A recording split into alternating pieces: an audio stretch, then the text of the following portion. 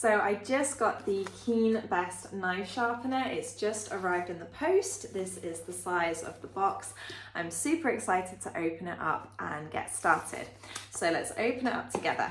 It comes in a cardboard box that's nice and easy to recycle, and this is what you get inside. So you've got your user manual, then you've got some straps, you've got an angle guide.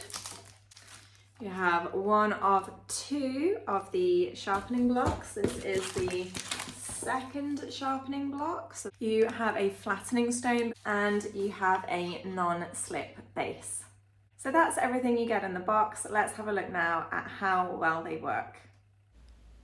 So to use the whetstones, you'll need to submerge them in water for about 15 to 20 minutes each time that you want to use it.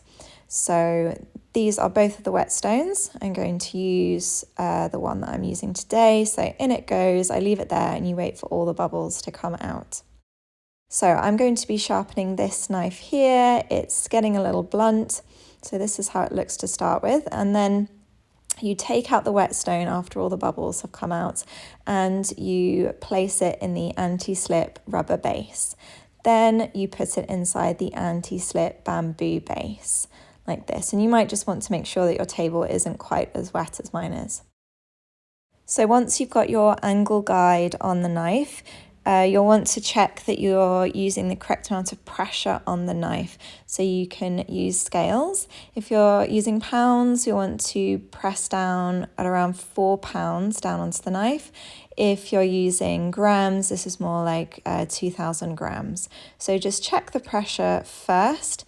Once you've got a good amount of pressure on that knife, you're ready to use the sharpening blocks. So you may want to put a little bit more water on the block first before you start. This is why we're doing it outside, but you could also do it near a sink.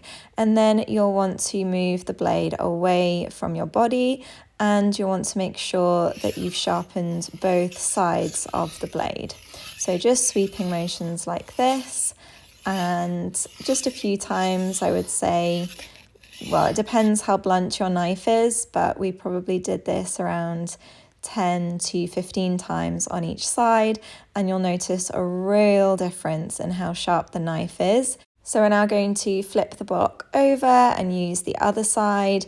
So they have like different grit textures on them. Again, just going to apply a little bit of water and repeat the same process. So you get a really nice clean cut from the blade.